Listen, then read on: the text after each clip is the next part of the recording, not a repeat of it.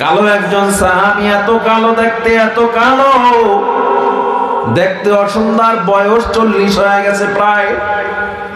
সাদ রাদিয়াল্লাহু তাআলা নবীর কাছে সে বলে, পয়গম্বর, আমি এত কালো, আমার মদিনার কোনো মেয়েরা বিয়ে করতে চায় না, আমার বাড়ি নাই, ঘর নাই, ও নবী, আল্লাহ কি আমারে ক্ষমা করবে নাকি?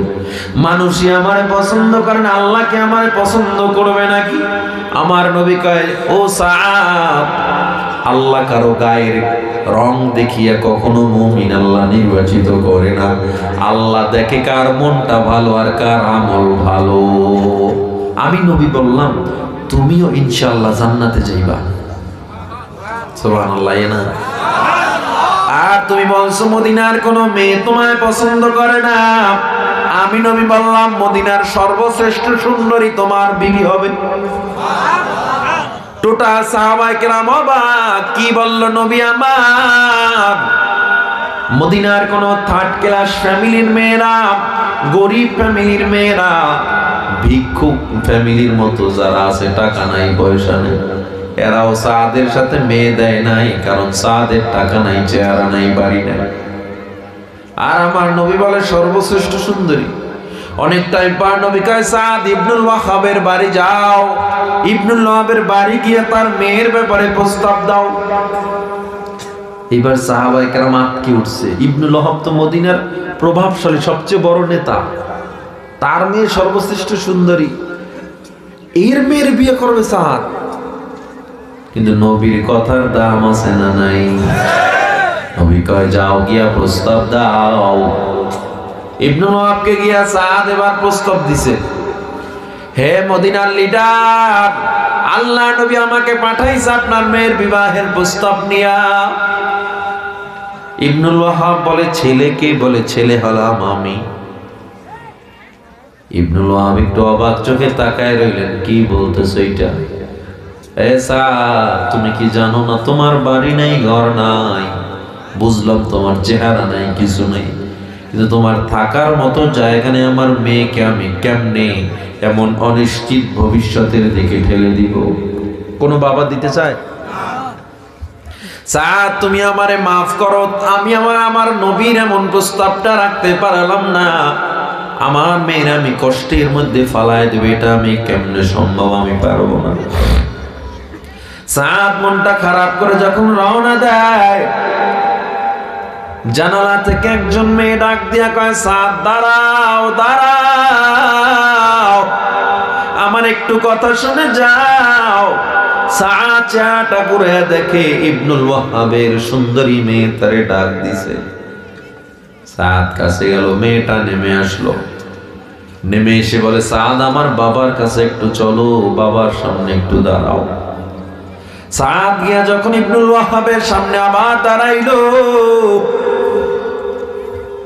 এবার মেয়েটা ডাক দিয়া কয়, সাদ আমার বাবার একটু বলো, তোমারে কে পাঠাইছে?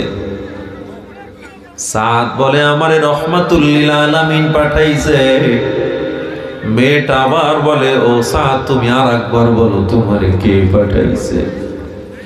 সাদ বলে, আমারে সাইয়্যিদুল মুরসালিন, আমার মায়ার নবী আমারে পাঠাইছে। মেয়েটা ডাক দিয়া কয়, বাবা তুমি কি শুনো না, আমার নবী রাহমাতুল লিল আলামিন আমাকে সাদের স্ত্রী হিসাবে পছন্দ করেছে। ও বাবা, তুমি রাজি থাকো আর না থাকো, আমি সাদকে ছাড়া পৃথিবীর কোন ছেলের সাথে বিবাহ বসবো না। ইবনুল ওয়াহাব ডাক দিয়া কয়, ও মা,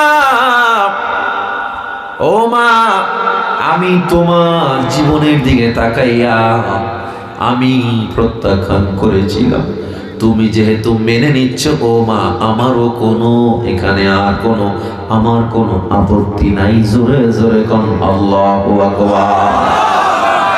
নবীজির দরবারে সাদ গেলেন। নবী কয়, কি সংবাদ? সাহাবায়ে কেরাম সবাই রেডি হয়ে আছে যে ইবনুল ওয়াহাব তারে ধমক দিয়ে পাঠায় দিছে। সাদ মাথাটা নিচু করে কয়, নবী সবাই রাজি হয়ে গেছে। আমার নবী বিয়া পড়ানো শুরু করছে। বিয়া পড়ানোর সময় আমার নবী কয়, আমার নবী নিজে দাঁড়ায়া বিবাহের খুতবা পড়লেন সাদের। এবার আমার নবী বিয়া পড়াইতে বইসা, প্রথমে আমার নবী যখন বিয়া পড়াইতে বসছে, বিয়া পড়াইতে বইসা কয়, ও সাদ, মহারানা কত? কত টাকা আমি তোমার মহারানা ধরো? সাদ চোখের পানি ছেড়ে কান্দে, কোনো কথা বলে না। আমার নবী কয়, সাদ কোনো কথা কেন বলো না? কয়, নবী আপনার সাদ এত গরিব, মহারানা দেওয়ার মতো ক্ষমতা আমার নাই। আমার নবী ইবনে ওমর থেকে 200 দিনার, আবু বকর থেকে 200 দিনার নিয়া বিবাহের কাজ সম্পূর্ণ করলেন নবী আমার। ও মুসলমানের দল, বিবাহের কাজ কমপ্লিট হয়ে গেছে। নবী 200 দিনার করে, 200 দিনার 400 দিনার সাদের হাতে দিল। কয়, 200 দিনার নতুন বিবির মহারানা দিবা, আর এই নতুন বিবির জন্য বাকি 200 দিনার দিয়ে কাপড় চোপড় কিনে নিবা। সাদ যাও যাও। সাদ যায় না, দাঁড়ায় রইছে। আমার নবী কয়, কেন দাঁড়ায় রইছো? সাদ কয়, মায়ার নবী, আপনি আমার পাঠায় দিয়া উহুদের যুদ্ধের ময়দানে যাবেন, আমি তো তা মানব না। ও নবী, আজকে আমি নতুন বিবির কাছে যাব না, আপনার সাথে উহুদের যুদ্ধে যাব। সুবহানাল্লাহ বলবেন। 40 বছর প্রায় বয়স হয়ে গেছে, কোন মানুষ তারে মেয়ে দেয় না।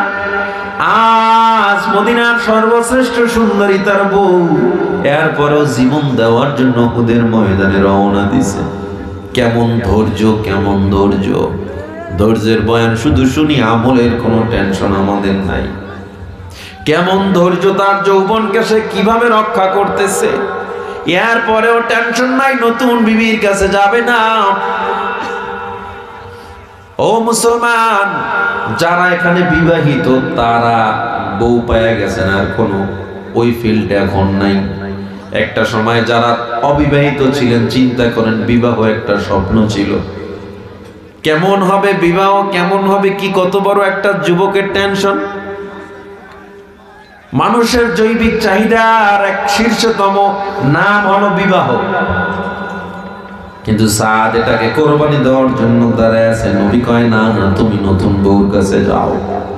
সাদ বলে, নবী আমি আপনার সাথে যাব। নবী ধমক দিয়ে অর্ডার দিলেন, না, তুমি আজকে নতুন বউর কাছে যাইবা। নবীর ধমক শুনে, অর্ডার শুনে বাধ্য হয়ে সাদ বিবির কাছে রওনা দিছে। 200 দিনার দিয়া মদিনায় বাজার করতে বলছিল না, মদিনায় গিয়ে কেনাকাটা শুরু করছে। এদিকে নবী আমার উহুদের ময়দানে যুদ্ধে নেমে গেছে। আমার নবী নিজে সেনাপতি।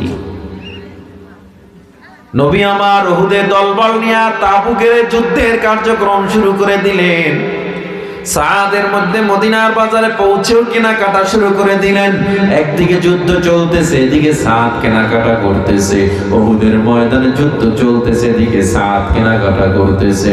সব কেনাকাটা কমপ্লিট হয়ে গেছে। সাদ যখন দিনারগুলো দোকানদারের হাতে দিবে, হঠাৎ মদিনার বাজারে একজনে দৌড়ে আর কয়, মুসলমানের নবীর নাকি 2টা দাঁত ভেঙে শহীদ হয়ে গেছে। হঠাৎ মদিনার বাজারে আমার নবী নাকি রক্তাক্ত। একজনে কাঁদে আর আমার নবী নাকি নাই।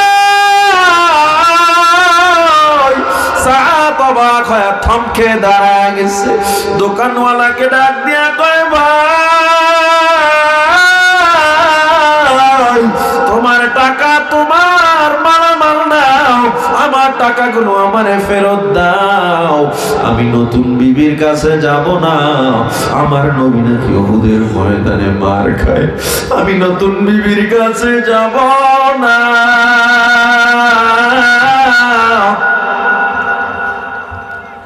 সাদ রাদিয়াল্লাহু তাআলা একটা ঘোড়া কিনলো আর একটা তরবারি কিনলো। চেহারায় একটা কালো কাপড় বেঁধে নিছে, চোখ 2টা বের করে রাখছে, কারণ নবীজি যেন তারে চিনতে না পারে। চেহারায় কালো কাপড় বাস, নবী চিনলে আবার তারে পাঠায় দিবে, নবীর কাছে থাকতে দিবে না। কেমন ধৈর্য আর ঈমানের পাওয়ার! যুদ্ধের ময়দানে গিয়া সাদ যখন যুদ্ধ শুরু করে দেয়, দুর্দান্ত গতিতে দুর্বার বেগে নেমে যায়। সাদ যখন তরবারি চালানো শুরু করে, সাদের তরবারি এত পাওয়ার, এত পাওয়ার, গোটা ময়দানটা মনে হয় সাদের তরবারির আঘাতে থরথর করে কাঁপতেছে। সাদের তরবারির পাওয়ারে মনে হয় আগুন লেগে গেছে। আল্লাহু আকবার, জোরে বলেন আল্লাহু আকবার, আরো জোরে বলেন আল্লাহু আকবার। এমন অবস্থা, এদিকে নবী আমার রক্তাক্ত, নবীর মাথায় লোহার কড়াটা টান দিয়া হযরত ওমর টান দিয়ে উঠায় ফেলছে। হযরত ওমরের দুইটা কাঁচা দাঁত ভেঙে জমিনে পড়েছে। আমার নবী কয়, ওমর তোমার কি কষ্ট হয় না? হযরত ওমর কয়, নবী আমার কষ্ট কেন হবে? আপনি রক্তাক্ত, আর আমি ওমরের জীবনটাও যদি চলে যায় তা কখনো মেলানো যাবে না। আমার নবী উঁচু জায়গায় তাকায় দেখে যুদ্ধের ময়দানে একজন সাহাবী যুদ্ধ করতেছে, চেহারায় কালো কাপড় বাঁধা। কে? সাদ। যুদ্ধ করা নবী চোখে পড়ে গেছে। আমার নবী কয়, আবু লুবাবা, হে আলী, এই সাহাবীটাকে যুদ্ধ করতেছে, আমায় বলো। কয়, ও নবী, আমরাও চিনতে পারি না, এত বড় পাহলওয়ান আগে দেখি না, যার সামনে বেঈমান না টিকে না। আমার নবী অনেক টাইম তাকায় রইছে। এক বেঈমান সাদের দিকে লক্ষ্য করে একটা তীর মেরে দিছে। তীরটা এসে সাদের কলিজার মধ্যে ঢুকে পড়ছে। সাদ ওই ঘোড়া থেকে হঠাৎ করে জমিনে পড়ে গলা কাটা মুরগির মতো ছটফট করতেছে। আমার নবী তাকায় রইছে। সাহাবীটাকে হঠাৎ করে চেহারা থেকে কালো কাপড়টা সরে যায়। আমার নবী ডাক দিয়া কয়, এটা তো আমার সাদ, ওরে আমি নতুন বিবির কাছে দিয়ে আসছিলাম, দেখ দেখ আজকে যুদ্ধের ময়দানে জীবনটারে দিয়ে দিল। আমার নবী নিজে গিয়া দৌড়ে সাদকে কোলে তুলে নেয়। আমার নবী কাঁদে আর কয়, সাদ, দেখ কত বড় বিপদ, কেন আসছো, দেখ আজকে কত বড় বিপদ। সাদ কয়, নবী গো, কিসের বিপদ? আজকে যদি না আসতাম আপনার দামি কোলে কি আমি চড়তে পারতাম নাকি? আজকে যদি না আসতাম আপনার ওই দামি হাত আমার মাথায় কে বুলাইতো? আমার কান্না করতে করতে করতে করতে দেখে সাদের রূহটা বের হয়ে যাচ্ছে। আমার নবী ওর মুস্কি হেসে দিলেন। সাহাবী প্রশ্ন করে, নবী কান্নার মধ্যে কেন হেসে দিয়েছিলেন? আমার নবী কয়, আমি দেখতেছিলাম সাদের রূহটা যখন বের হয়ে যাচ্ছে, কাফানুম মিন কাফানিল জান্নাহ ওয়া হানুতুম মিন হানুতিল জান্নাহ, জান্নাত থেকে একদল ফেরেশতা আসছে, সাধারণ কাপড় নিয়ে না, জান্নাতের কাফনের কাপড় নিয়ে আসছে, জান্নাতের সুগন্ধি নিয়ে আসছে। ওই কাফনের কাপড়ে সাদের রূহটারে পেঁচাইয়া আরেকজনে টানাটানি করতেছে, আরেকজনে ফেরেশতাদের মধ্যে টানাটানি লেগে গেছে। একজন ফেরেশতা কয়, ওর রূহটা আমারে দাও, দামি রূহটা আমারে দাও। একজনে মাঝখান দিয়ে টান দিয়া সাদের রূহটা জান্নাতুল আদনে পৌঁছে দিয়েছে। এই দৃশ্য দেখে আমি হাসতেছি। এমন জীবন করো হে গঠন, মরণে হাসিবে তুমি, কাঁদিবে ভুবন। সাদ নতুন বিবির কাছে যায় নাই। কতটা ধৈর্য ধরলে আল্লাহর জন্য, ঈমান কত শক্ত থাকলে এটা সম্ভব। বাসর ঘরে হানজালা বউরে ফালায় এসে শহীদ হয়ে গেছে। তাইলে ধৈর্যের বয়ান সারা রাত করলেও শেষ হবে না। বিপদে পড়লেই আল্লাহরে ভুলে যাই, নামাজ ছেড়ে দেই, একটু ব্যস্ততা আসলেই নামাজ শেষ। অনেকে তো নামাজ পড়েই না। ও যুবক, ও বৃদ্ধ বাবা আমার, পায়ে হাত দিয়া অনুরোধ করি, পাও দুইটা গায়ে দাও, পায়ে হাত দিয়া বলে যাই, আর কষ্ট করিও না, নামাজ ছাড়িও না। যত কষ্ট আসুক আর দাড়ি কাটবা না, নামাজ ছাড়বা না, অন্যায় করবা না, আর আমার নবীরে কাঁদাইবা না। চিন্তা করো, বুড়া হয় আমল করবো, বুড়া হয় দাড়ি রাখবো, নামাজ পড়বো। এখানে তাকায় দেখো কত সন্তানের বাবা আজকে সন্তান হারা হয়ে আছে। দাদার সামনে নাতির লাশ, মায়ের সামনে সন্তানের লাশ, পুরা হওয়ার গ্যারান্টি নাই। ও যুবক ও বৃদ্ধ বাবা, এমন কোনো দিন নাই অ্যাক্সিডেন্টের মরণ না হয়, এমন কোনো দিন নাই, এমন কোনো দিন নাই অ্যাক্সিডেন্টে মানুষ মারা না যায়, যুবক মারা যায়। তাই সময় থাকতে তওবা করে নাও, আর গুনাহ করব না, যে যেখানে থাকে আর নামাজ ছাড়বো না, অন্যায় করব না। আল্লাহকে একটু হাত দুইটা দেখায় দাও।